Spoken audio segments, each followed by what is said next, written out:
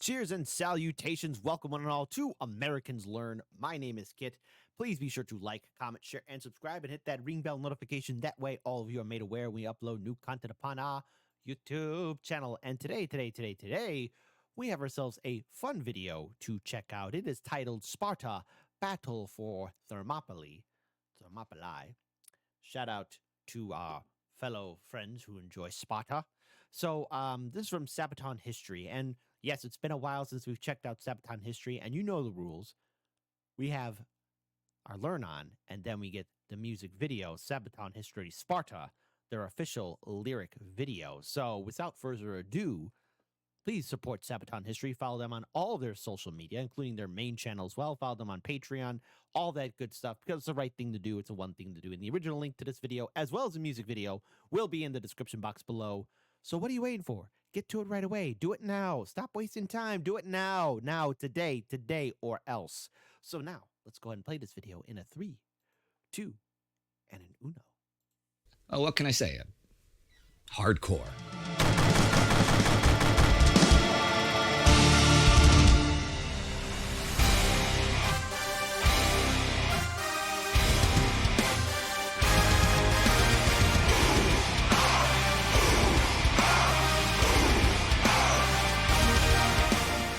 The great king of Persia had called, and his empire had answered. In the year 480 BC, an endless stream of marching feet made its way from Asia Minor westward. Not just Persians, but Bactrians and Medes, men from the Caucasus and Arabia, men on horseback, camels, chariots, men from the mountains, camel by camel, in the steppe, men from the ancient cities in the sea, Babylonians, Phoenicians, Assyrians, contingents from places as far away as India, Ethiopia, and Egypt, all were called to war by Xerxes, king of kings, the son of Darius the Great, their God-appointed ruler and king of the world. And he called them to war against the people of Hellas. The Hellenic people, I'll call them Greeks for simplicity, had been offered an ultimatum by Darius: bend the knee and offer the king of kings what is rightfully his earth and his water. Many had done so, but others, most importantly the two mightiest city-states, Athens and Sparta, had refused. Sparta had even thrown the Persian envoys into a well to get their water and their earth from down there. This had provoked the Persians to war, as you may imagine. So begins the story told by the father of historians, Herodotus, a story that would be told for over 2,000 years. The Greeks had won the first round against King Darius at the Battle of Marathon, but Xerxes was determined to even the score. He would not bother to send more envoys, he would send his armies instead. Sitting on a throne made of white marble, Xerxes watched his host move to the Hellespont, where a mighty bridge supported by ships would bring them to Hellas. At the head of the army marched his guard, the Immortals. We'll put that name to test. With wreaths of victory on their heads. To bless this day, he threw a goblet into the sea, alongside a golden bowl and a Persian sword. The gods will be watching Xerxes' great victory. For bridging the Asiatic and European worlds, an army of 3 million men was on the march. At least according to Herodotus.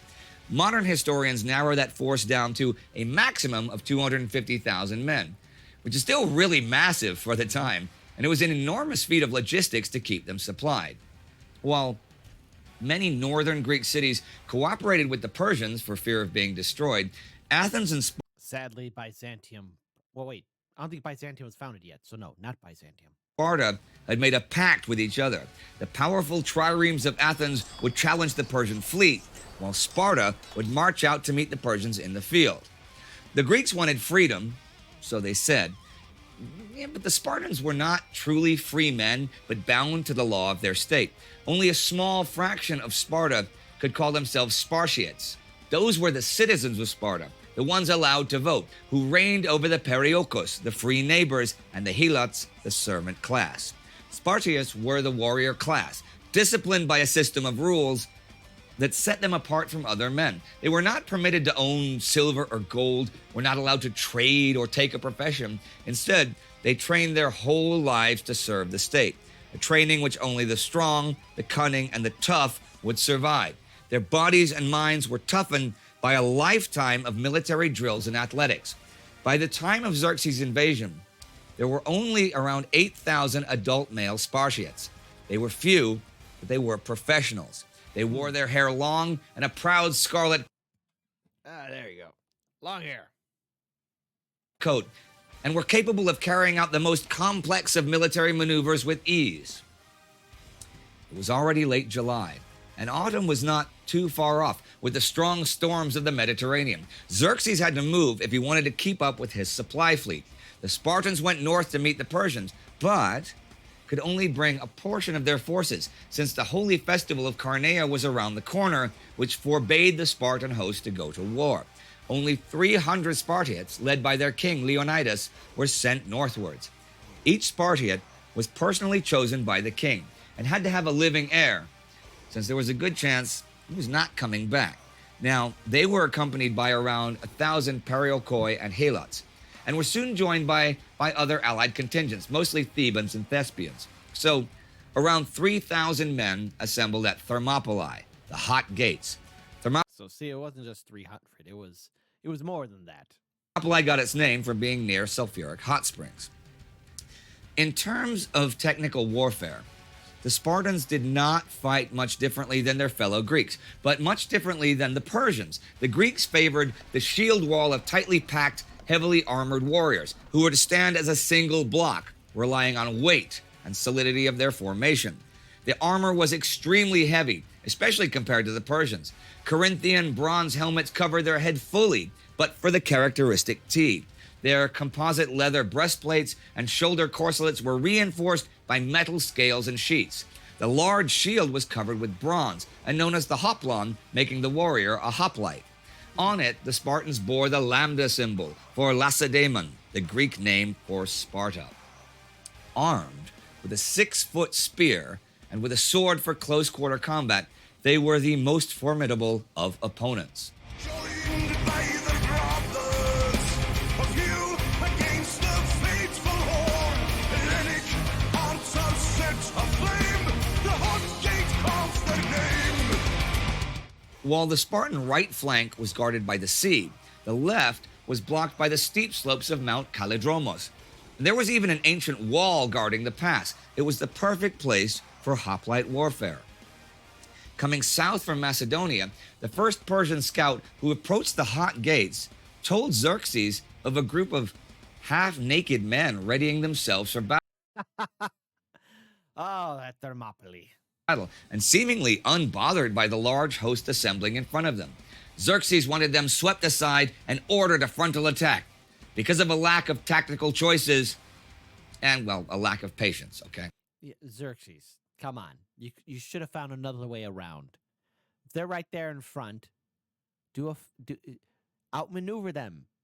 Hit them from all sides. Be patient. And victory would have been yours. On the 18th of August, 480 BC, the battle began.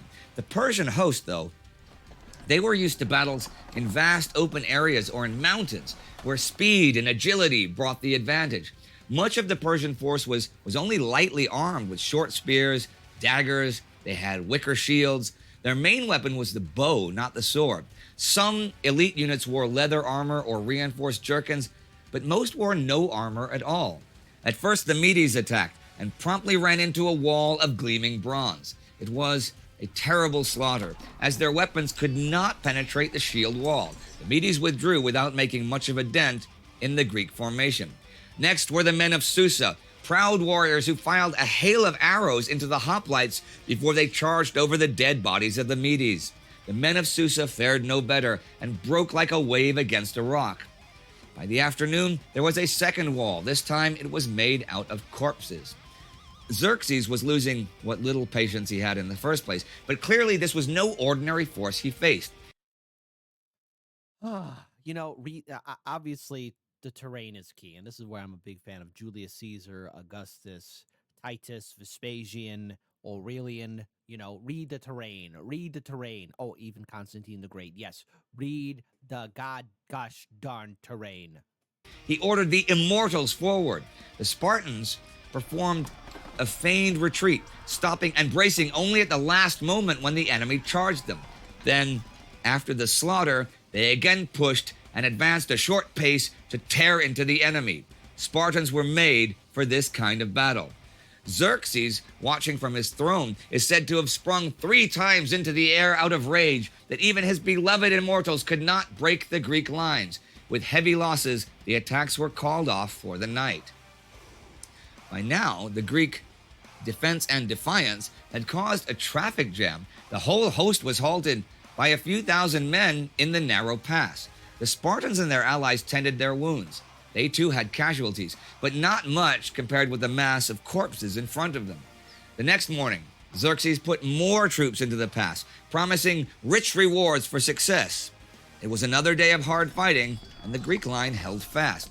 No hail of arrows, no frontal assault could break the defiant defenders. It was close to nightfall that the Persians learned of the secret pass over Mount Kalidromos The goat path. that would lead to the Spartan rear. Now, this was, of course, not a secret pass at all. It was just a secret to the Persians, who, like all invading forces throughout all of history, did not have local knowledge.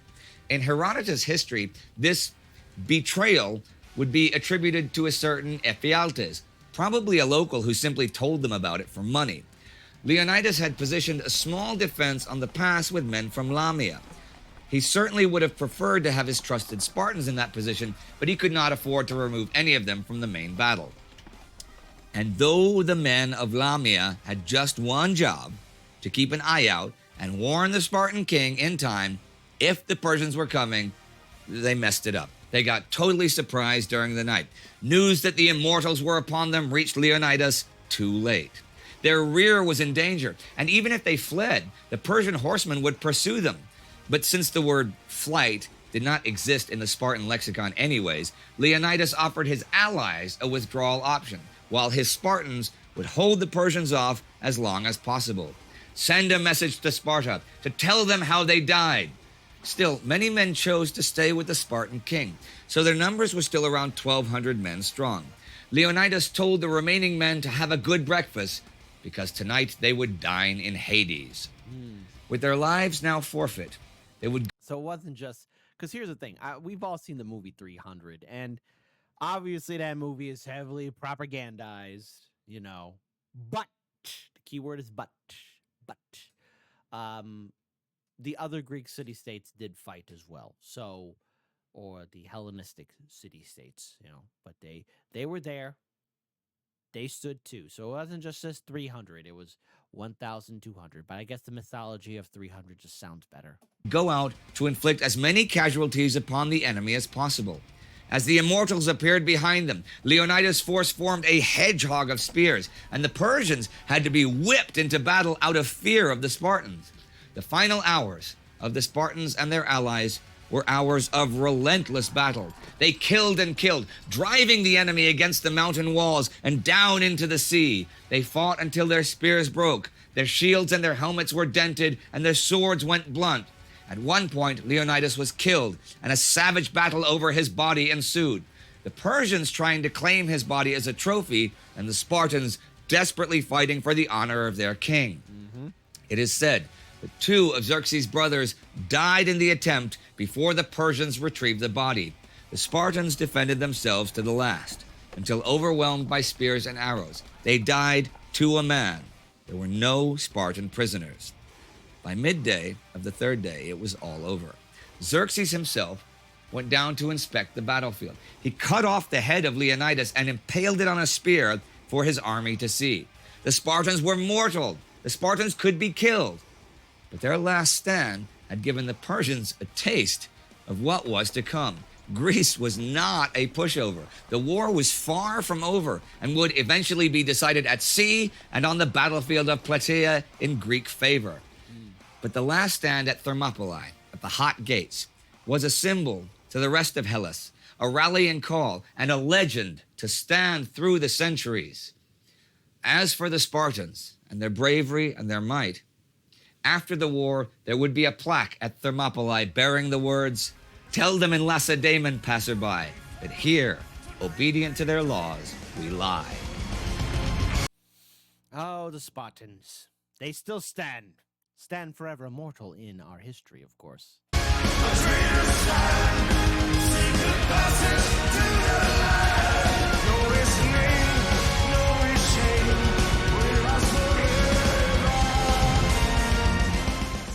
Okay, so all joking aside, Sparta, I mean, it's a popular topic. Why? How did this develop?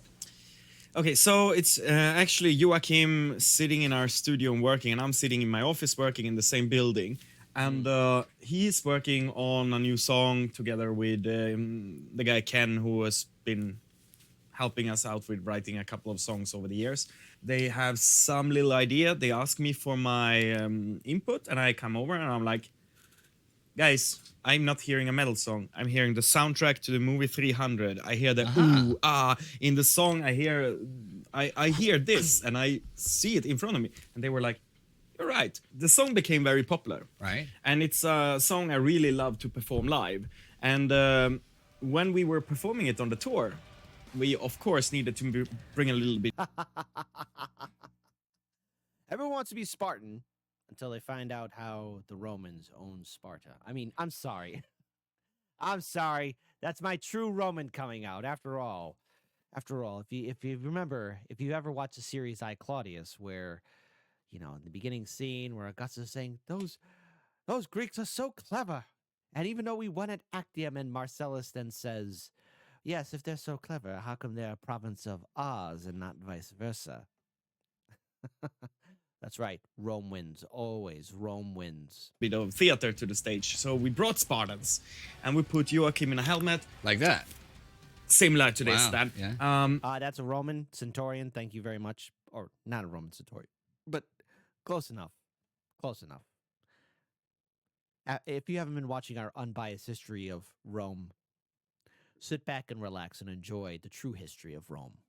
he was wearing it, and he was wearing the costume, maybe not the only the Oh, yeah, well, you know. but he was wearing the helmet, and he was trying to sing the song, and he was always complaining because inside of this one you will hear very, very strange noises, and it will distort your voice, and you can't really take the tones perfect or So hit the notes. it did semi mess up the actual. You know, Yeah, so Joachim was not really happy about singing inside our helmet, and since then we have not sing from a helmet. But what about the actors playing Spartans and stuff? They That were must have been interesting. Yeah, we had a couple of our crew members who really enjoyed it. Yeah? And obviously they needed, because they barely wear any clothes under that. Oh, yeah, of So course. they needed to be a little bit fit. So we needed to carefully select the toughest crew members who could wear the spears and the shields. Look at that. Oh, look at Yeah, that's Alpha Male Sigma Pride right there.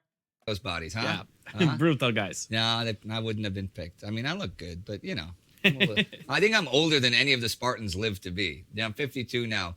Those guys were long dead. Yeah, they were long dead. Well, it was a tougher life back then. It was a brutal life. So how should we end? Should we say it? We can do it. Okay. This is Sparta!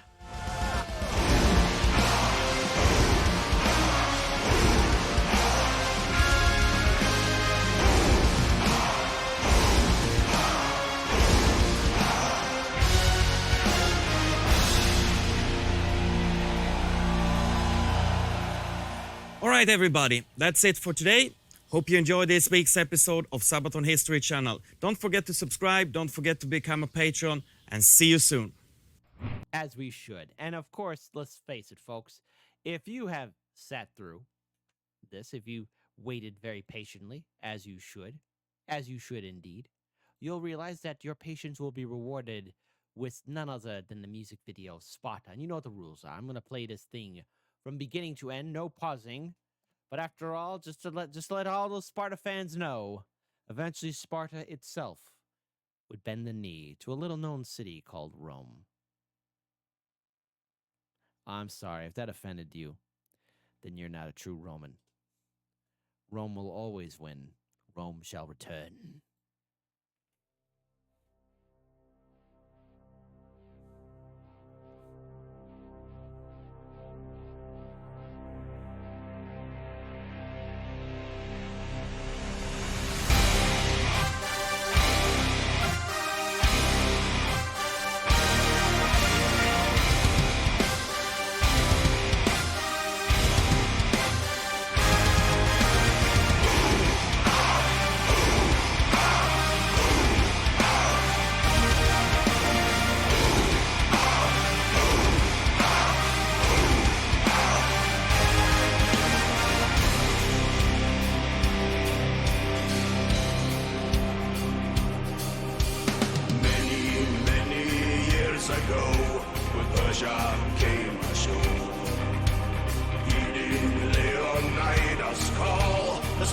Spartans went to war.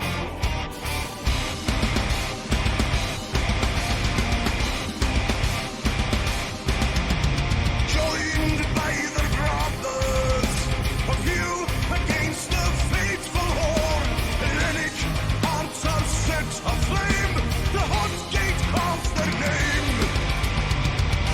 The final stand, stop the Persians stealing land. Form a wall, leap to fall, and live forever. Sparta, Hellas, then and again, see 300 men. Sparta, Persians, glory and death, Spartans will never surrender.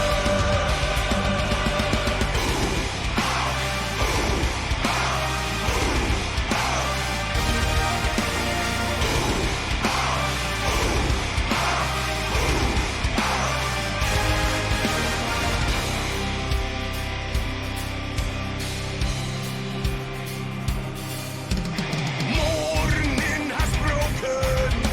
Today they're fighting in the shade. When arrows blocked the sun, they fell. Tonight they dine in hell. A traitor's hand, secret passage to the land. Know his name, know his shame. We're lost forever. Sparta, Hellas, then and again, see 300 men. Sparta, Persians, glory and death, Spartans will never surrender.